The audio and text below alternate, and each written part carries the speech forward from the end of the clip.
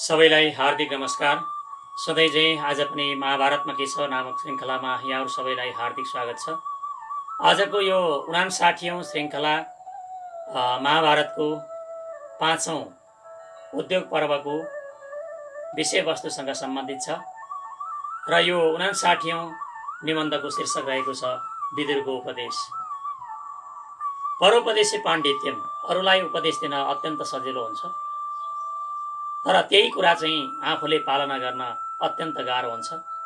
हाम्रो समाजमा, परिवारमा, देशमा र विश्वमा उपदेश दिनेहरू व्यक्ति धेरै छन्, तर सच्चा उपदेश दिएर, पालना गर्न योग्य उपदेश दिएर र त्यही उपदेशलाई आफैले चाहिँ पालना गरेका गुरुहरू,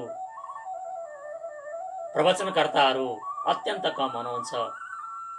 त्यस कारणले गर्दा यो समाजमा ती उपदेशहरू दिए पनि पालना गर्ने व्यक्तिहरूको कमी हुँदै गएको सन्दर्भमा विदुर, जो अत्यन्त नीतिज्ञ मानिन्छन्, जसका नीतिहरूलाई सङ्ग्रह गरेर महाभारतकै सन्दर्भका स्रोतहरूलाई उल्लेख गरेर विदुर नीतिका नामले छुट्टै पुस्तक पनि प्रकाशित भएको छ। यहाँ तिनै विदुरको उपदेश के कस्तो छ त, उनले के कस्तो उपदेश दिए भन्ने बारेमा यो विदुरको उपदेश निबन्धमा उनका केही नीतिका आंशिक चर्चा यहाँ गरिने छन्। सञ्जय हस्तिनापुर गएर धृतराष्ट्रलाई पाण्डवहरूको कुशल समाचार सुनाउनका साथै इन्द्रप्रस्थपुरी फिर्ता गर कि पाण्डवसँग युद्ध गर भन्ने सन्देश सुनाउँछन्। सञ्जय फिर्ता भएपछि धृतराष्ट्रले विदुरलाई बोलाएर आफूलाई यथोचित नीतियुक्त हितोपदेश दिन आग्रह गर्छ। विदुरले महाभारतमा व्यक्त गरेका उपदेश वा विचारहरूलाई सङ्कलन गरेर अर्वाचीन समयमा विदुर नीति बनाइएको, जसको बलवान व्यक्तिका साथ विरोध भएको छ, त्यस्तो साधनहीन दुर्बल व्यक्तिलाई, सर्वस्व हरण भएका व्यक्तिलाई र चोरलाई पनि रातमा निद्रा लाग्दैन। कस्ता व्यक्तिलाई निद्रा लाग्दैन त रातमा भन्दा, जसको बलवान व्यक्तिका साथ अत्यन्त विरोध भएको छ, आफूभन्दा अत्यन्त बलशाली, बल मात्रै होइन पदमा रहेका, शक्तिको आडमा रहेका व्यक्तिसँग जसको विरोध भएको छ, अनि त्यस्तो साधनहीन दुर्बल व्यक्तिलाई, अनि सर्वस्व हरण भएका व्यक्तिलाई, अनि चोरलाई, यी तीनजनालाई रातमा चाहिँ निद्रा लाग्दैन। क्षिप्रम बिजानाति चिरम शृणोति विज्ञायचार्थम भजते न कामात् नासम पृष्ठो विपयुङ्क्ते परार्थे तत्प्रज्ञानम प्रथमम पण्डितस्य। यो 5औं पर्वको 32औं अध्यायको 22औं श्लोक हो यो। अर्थात् जसले धेरै समयसम्म अर्काको कुरा सुन्छ तर छिटै सम्झिन्छ, सम्झेर कामनावश नभई कर्तव्य बुद्धिद्वारा पुरुषार्थमा प्रवृत्त हुन्छ र नसोधिकन अर्काका विषयमा कुनै कुरा व्यक्त गर्दैन, त्यस्तो व्यक्ति पण्डित मानिन्छ। हाम्रा दुईटा कान छन्, दुईटा आँखा छन्, धेरै हेर, धेरै सुन, अनि एउटा मुख छ, कम बोल भनेको। तर हामी यो आफ्नै शरीरको, आफ्नै इन्द्रियको ख्याल गर्दैनौँ र हामी धेरै उपदेश दिन थाल्छौँ, हामी धेरै बकबके हुन थाल्छौँ, तर न हामी पढ्छौँ, न हामी अरू आफूभन्दा अग्रजहरूका कुरा सुन्छौँ, तर हामी पदमा जाँदा बित्तिकै हामी आफूलाई सर्वस्व महान पण्डित, विद्वान, सर्ववेत्ता ठान्ने अहङ्कारले गर्दा हामीहरू पतन हुँदै गएका छौँ।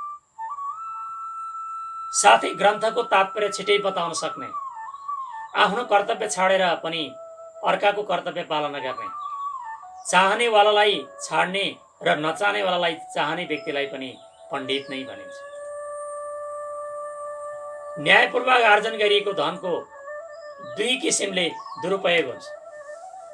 न्यायपूर्वक आर्जन गरिएको धनको दुई किसिमले दुरुपयोग हुन्छ। यो एउटा हो अपात्रलाई दिनु र अर्को हो सत्पात्रलाई नदिनु। धन त कमाइयो, न्यायपूर्वक नै कमाइयो, तर दुरुपयोग कहाँनिर हुन्छ भन्दा अपात्रलाई दिनु, सत्पात्रलाई नदिनु, दुईटा यसरी दुरुपयोग। स्त्री, पुत्र र दास जसका अधीनमा हुन्छन् यिनीहरूले कमाएको धन उनीहरूकै हुन्छ। यिनीहरू आफैले आर्जन गरेका धनको मालिक हुन सक्दैनन्। यद्यपि मनुस्मृतिमा स्त्रीले कमाएको धन आफ्नै हुन्छ भन्ने सन्दर्भ छ। पुत्रले कमाएको धन, दासले कमाएको धन आफ्नै हुन्छ भन्ने सन्दर्भ मनुस्मृतिमा आएको छ। जुनसुकै मान्छेले माता, पिता, अग्नि, आत्मा र गुरु यी 5 अग्निहरूको यत्नपूर्वक सेवा गर्नुपर्छ। यी 5वटा अग्नि मानिन्छ। माता, पिता, अग्नि, आत्मा र गुरु यी 5 अग्निहरूको यत्नपूर्वक सेवा गर्नुपर्छ भने ऐश्वर्य उन्नति चाहने व्यक्तिले निद्रा, तन्द्रा भनेको निद्रा र चाहिँ सुतेको र उठेको बिचको अवस्था तन्द्रा, भाते निद्रा जस्तो, आधा बिउजीको आधा सुतेको। निद्रा, तन्द्रा, डर, क्रोध, आलस्य, दीर्घसूत्र भनेको चाहिँ धेरै समय लगाएर काम गर्ने जुम्स प्रवृत्तिको। दीर्घसूत्र प्रवृत्ति अर्थात् छिटै हुने काममा ढिलाइ गर्ने बानीलाई त्याग्नुपर्छ। अर्थागमो नित्य मरो गीता च प्रिया च भार्या प्रियवादिनी च वश्यस्य पुत्रोर्थकरी च विद्या षड्जीव लोकस्य सुखानि राजन। यो पाँचौं पर्वको उद्योग पर्वको 33औं अध्यायको 82औं श्लोक हो। यसलाई चाणक्यले आफ्नो चाणक्य नीतिमा पनि समावेश गरेका छन्। अर्थात् धनको प्राप्ति हुनु, सधैँ स्वस्थ हुनु, अनुकूल र प्रिय वचन बोल्ने श्रीमती हुनु, पुत्रले आफूले भनेको आज्ञा मान्नु, आज्ञाकारी हुनु र धन आर्जन गर्ने विद्या पढ्नु, अर्थकरी विद्या पढ्नु, यी 6 चिज मनुष्य लोकमा सुखदायी हुन्छन्। त्यसै गरी एक मुहूर्तसम्म पनि रेखदेख गर्न छाडियो भने गाई, सेवा, नोकरी, खेतीपाती, स्त्री, विद्या र शूद्रसँगको सम्बन्ध यी 6वटा चिजहरू नष्ट हुन पुग्छ। यिनीहरूलाई बारम्बार निरीक्षण गरिरहनुपर्छ। गाई अनि नोकरी, खेतीपाती, स्त्री, विद्या र शूद्र नोकर चाकरहरू यिनीहरूलाई बारम्बार रेखदेख गरिरहनुपर्छ।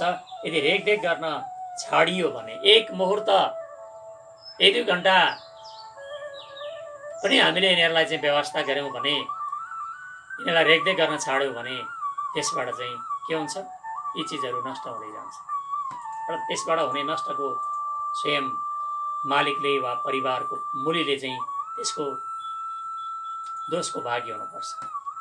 त्यसै गरी एक मुहूर्तसम्म रेखदेख गर्न छाडियो भने यी 6 चिजहरू नष्ट हुन्छन् भने त्यस्तै ईर्ष्या गर्नेवाला, घृणा गर्नेवाला, असन्तोषी, क्रोधी, सधैँ डराइरहने र अर्काको भाग्यमा जीवन निर्वाह गर्नेवाला यी 6 किसिमका व्यक्तिहरू सदैव दुखी रहन्छ।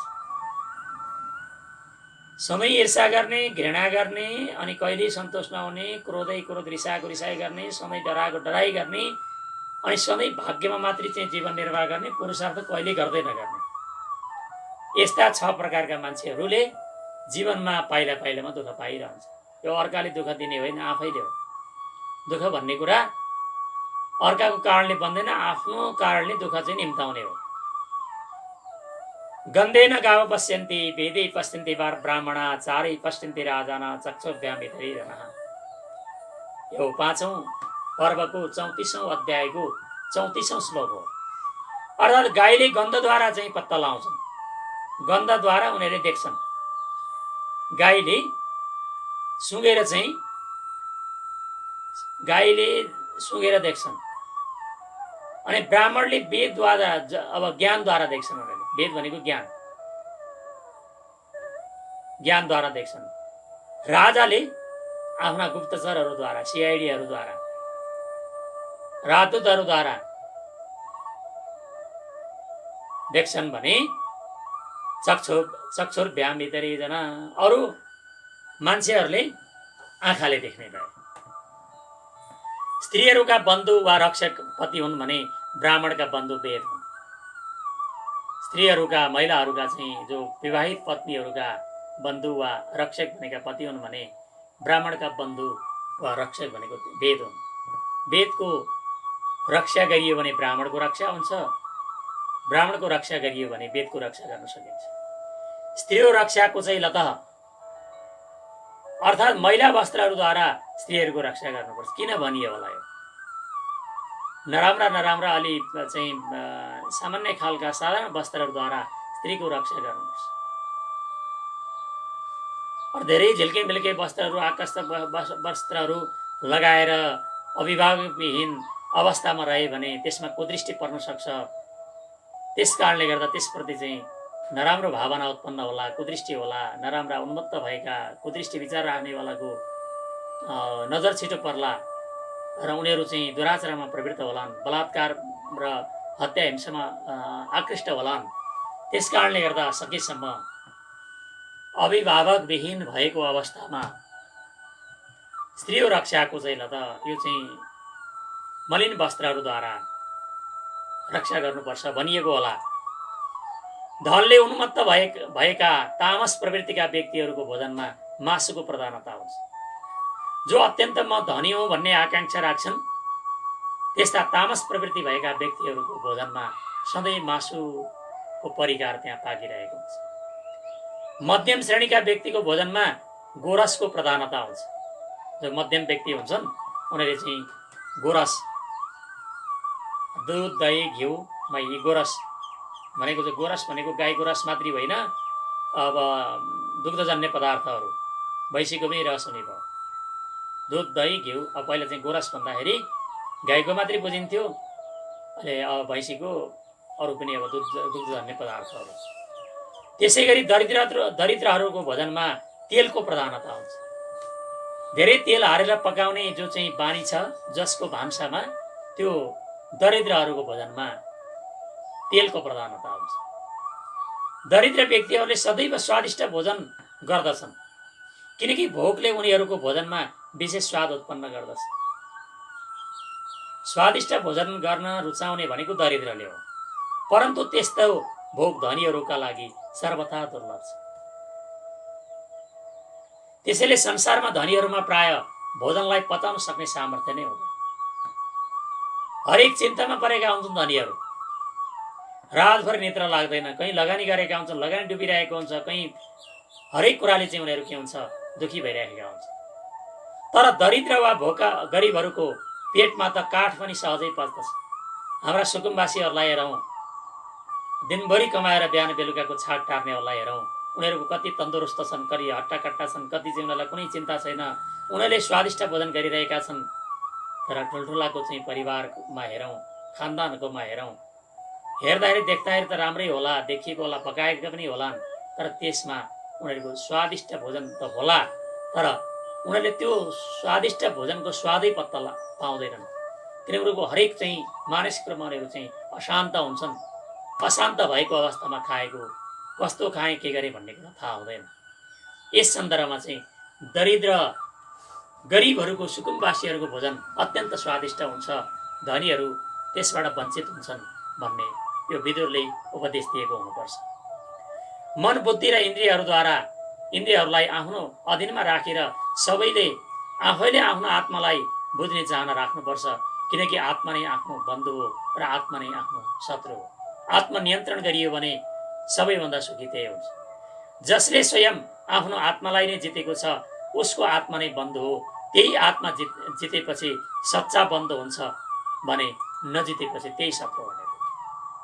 हामीले अरूलाई शत्रु मान्छौँ, यदि आत्मनियन्त्रण गर्यौँ, कहीँ नबोल्नु पर्ने ठाउँमा बोल्यौँ भने त्यहाँ आत्मनियन्त्रण गर्न सकेनौँ भने शत्रु कमाइहाल्यो। मन, वचन र कर्मले हामीले आफ्नो आत्मालाई नियन्त्रण गर्न सक्यौँ भने निश्चय नै हामी भित्रको चाहिँ शत्रु उत्पन्न हुँदैन, हामी भित्र मित्रै उत्पन्न हुन्छ। आत्मा चाहिँ मित्र भयो भने आत्मवत् सर्वभूतेषु यपश्यति स पण्डित। आफूलाई जस्तो देख्यो, आफ्नो आत्मालाई जस्तो देख्यो, त्यो तरिकाको चाहिँ दृष्टि अरू सबै प्राणीहरूमा हुनेछ र त्यसले गर्दा सबै मित्रमय हुनेछन्, शत्रुको उदय नै हुनेछ। शत्रुको उदय गर्ने भनेको आफ्नै आत्मा हो, आफ्नै चाहिँ शरीर हो, आफैबाट त्यो चाहिँ शत्रु उत्पन्न हुन्छ। सामुद्रिकम वणिजम चोरपूर्वम सलाका धूर्तम च चिकित्सितम च अरिम च मित्रम च कुशी लवम च नैतान साक्षी तोदिकुरी त सप्त। यिनलाई कहिले साक्षी नराख्नु। अर्थात् हात हेर्नेवाला ज्योतिषीलाई, चोरी गरेर व्यापार गर्नेवालालाई, अनि जुवाडेलाई, जुवा तासहरू खेल्नलाई, डाक्टरलाई, चिकित्सकहरूलाई, शत्रुलाई, मित्रलाई र नाच्नेलाई, यी 7 किसिमका व्यक्तिलाई कहिल्यै पनि साक्षी राख्न हुँदैन। यो आएको छ मनुस्मृतिको 8औं अध्यायमा पनि कस्तो व्यक्तिलाई साक्षी राख्ने भन्ने सन्दर्भमा यी कुराहरू त्यहाँनिर पनि उल्लेख भएका छन्। सदाचारद्वारा सत्पुरुषको र व्यवहारद्वारा श्रेष्ठ पुरुषको परीक्षा गरिन्छ। बुद्धि, कुलीनता, दम, शास्त्र ज्ञान, पराक्रम, धेरै नबोल्नु, यथाशक्ति दान दिनु र कृतज्ञ हुनु, यी 8 गुणले व्यक्तिको स्वभाव बढाउँछ। बुद्धिले, कुलीनताले, आत्मनियन्त्रणले, शास्त्र ज्ञानले, पराक्रमले, धेरै नबोल्नाले, यथाशक्ति दान दिनाले र कृतज्ञ हुनाले व्यक्तिको गुणको शोभा दिन्छ।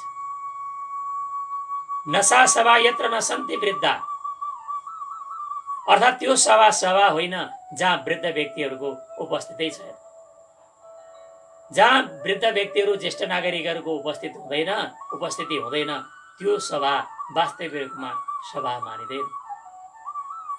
हामीले युवाहरूको जुनसुकै उसमा संसदहरूको, युवाहरूको, बालकहरूको जुनसुकै हामीले सभा सम्मेलन गर्दा, त्यहाँनिर बैठक गर्दा वृद्धहरूलाई, ज्येष्ठ नागरिकहरूलाई आदर्श व्यक्तित्वको रूपमा राखेर, अभिभावकत्वको रूपमा राखेर हामीले उनीहरूलाई त्यहाँनिर चाहिँ उपस्थित गराउन सक्यौँ भने निश्चय नै त्यो सभा हुनेछ। धर्मको कुरा बताउनेलाई वृद्ध भनिँदैन। सत्य नभएको धर्म हुँदैन र कपटले पूर्ण भएकालाई सत्य भनिँदैन। धर्मको कुरा नगर्ने, नबताउने व्यक्तिलाई वृद्ध भनिँदैन। जसले धर्मको कुरा बताउँछ त्यो बालक पनि वृद्ध हो। र सत्य नभएको धर्म नै हुँदैन। जुनसुकै धर्मले सत्यलाई अंगीकार गरेको हुन्छ वास्तविक रूपमा। अनि कपटले पूर्ण भएकालाई सत्य भन्दै भनिँदैन। अनि दिनभरमा त्यही काम गर्नुपर्छ जसले रातमा सुखपूर्वक बस्न सकियोस्। 8 महिनामा त्यही काम गर्नुपर्छ जसले वर्षायामका 4 महिना सुखपूर्वक व्यतीत गर्न सकियोस्। जीवनको पूर्वार्धमा त्यही काम गर्नुपर्छ जसले वृद्धावस्थामा सुखपूर्वक रहन सकियोस्।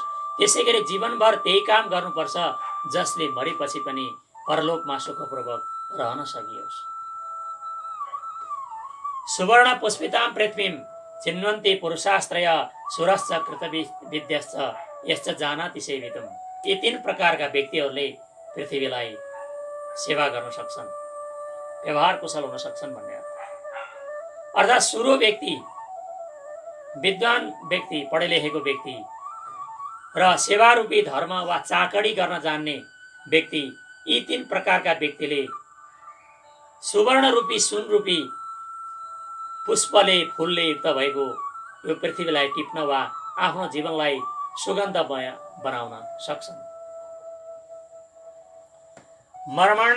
मर्माण स्थिनी हृदयम तथा सुन रुक्षा वचो निर्दहन्तीह पुंसाम तस्माद् वाचम उसति रुक्षरूपाम धर्मा रामो नित्यसो वर्जयित। अर्थात् यस संसारमा कठोर वचनले मनुष्यका मर्मस्थान, हड्डी, हृदय र प्राणहरूलाई समेत डढाउँछ। त्यसमा कठोर वचन बोल्नु हुँदैन। त्यसैले धर्मानुरागी व्यक्तिले जलाउनेवाला कठोर वा रुखो वचन सदैव परित्याग गर्नु आवश्यक छ। बोल्नुभन्दा नबोल्नु नै राम्रो हो। यदि बोल्नै पर्यो भने सत्य बोल्नु न, मौन रहनुभन्दा श्रेयस्कर हुन्छ। बोल्दा पनि प्रिय बोल्नुपर्छ, किनकि सत्य सहित प्रिय बोल्नु धर्मसम्मत हुन्छ। यिनलाई क्रमशः वाणीका 4 विशेषता मानिन्छ। वृत्तम यत्नेर रसम रक्षेद वृत्तम येति च याति च अक्षिणो वितत छेडो वृत्ततस्तु हतो अतः। अर्थात् यत्नपूर्वक सदाचारको रक्षा गर्नुपर्छ। धन त आउने जाने गरिरहन्छ। धन नाश भए पनि सदाचारी व्यक्ति नष्ट हुँदैन। तर सदाचारले नष्ट भएका खण्डमा त नष्ट नै भएको सम्झनुपर्छ। सदाचारले हीन भएको व्यक्ति जस्तो सुकै भौतिक सुख सुविधाले युक्त भए तापनि उसको वास्तविक उन्नति हुन सक्दैन। सुख र दुःख, उत्पत्ति र विनाश, लाभ र हानि, जीवन र मरण यी क्रमशः सबैले भोग्नेछन्। त्यसैले धेरै व्यक्तिले यिनका बारेमा हर्ष र शोक गर्नै हुँदैन।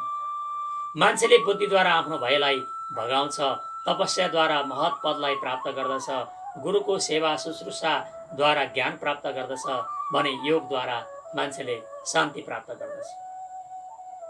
जसले एक आपसमा भेदभाव राख्छन् तिनले कहिल्यै धर्मको आचरण गर्दैनन्। उनीहरूले सुख, शान्ति र गौरव पनि प्राप्त गर्न सक्दैनन्। धुमायन्ते व्यपेतानि ज्वलन्ती सहितानि च, अर्थात् बल्दै गरेका अगुल्टाहरू पनि अलग अलग हुँदा तिनले धुवा मात्र फ्याँक्छन्, तर तिनी अगुल्टाहरू एकसाथ भएमा प्रज्वलित हुन्छन्। त्यसै गरी दाजुभाइहरू पनि एक आपसमा फुट हुँदा दुःख पाउँछन् र एकजुट हुँदा सुख प्राप्त गर्दछन्। यस्मिन् यथा वर्तते यो मनुष्य तस्मिन् तथा वर्तितव्यम सधर्म, मायाचारो माया वर्तितव्य, साध्वाचारो साधुना प्रत्युतेय। अर्थात् जुन व्यक्तिले आफूसँग जस्तो व्यवहार गर्छ उसका साथ आफूले पनि त्यस्तै व्यवहार गर्नुपर्छ। छलकपटपूर्ण व्यवहार गर्नेसँग छलकपटपूर्ण व्यवहार गर्नुपर्छ भने राम्रो व्यवहार गर्नेसँग सद्व्यवहार नै गर्नुपर्छ। सठे साठ्यम समाचरित। यो 2044 सालमा गोरखपुरमा भएको 30वटा महाविद्यालयमा सहभागीहरूका बीचमा मैले यो सठे साठ्यम समाचरित भन्ने यो सम्भाषण संस्कृतमा गरेको थिएँ र पुरस्कृत पनि भएको थिएँ। त्यो सन्दर्भमा यो श्लोक पनि आएको थियो, मायाचारो माया वर्तितव्य, साध्वाचारो साधुना प्रत्युतेय। सधैँ प्रिय वचन बोल्ने व्यक्ति त सहजै उपलब्ध हुन्छन्, तर अप्रिय भएर पनि हितकर वचन बोल्ने वक्ता र श्रोता भने सधैँ दुर्लभ हुन्छन्। सुलभा पुरुषा राजन सततम प्रियवादिन, अप्रियस्य च पथ्यस्य वक्ता श्रोता च दुर्लभ। सर्प, आगो, बाघ र आफ्नो कुलमा उत्पन्न भएका व्यक्ति अत्यन्त तेजस्वी हुने भएकाले यिनको कहिल्यै तिरस्कार गर्नु हुँदैन। नलता वर्धते जातो महाद्रुम मनाश्रिता, नलता वर्धते जातो महाद्रुमम अनाश्रिता। अर्थात् महान वृक्षको आश्रय नलिकन जसरी लहरा बढ्न सक्दैन, त्यसै गरी आफ्नो उन्नति चाहने सर्वसाधारण व्यक्तिले महान वा श्रेष्ठ व्यक्तिको आश्रय पाउनका लागि उनीहरूसँग सम्मानपूर्वक व्यवहार गरिरहनुपर्छ। दाजुभाइका साथ परस्पर भोजन, बातचित र प्रेम गर्नु नै कर्तव्य भएकाले उनीहरूका साथ कहिल्यै वैरभाव राख्नु हुँदैन। दाजुभाइको वैरभाव हुनु हुँदैन। दाजुभाइहरूमा फुट भयो भने अन्य व्यक्तिहरूले त्यसको फाइदा लिन्छन्। भाइ फुटे गवार लुटे। त्यसैले जस्तोसुकै परिस्थिति आइपरे पनि दाजुभाइहरू एक आपसमा मिलेर बस्नुपर्छ भन्ने विदुरका उपयुक्त नीतियुक्त वचनहरू सदैव अनुसरणीय देखिन्छन्।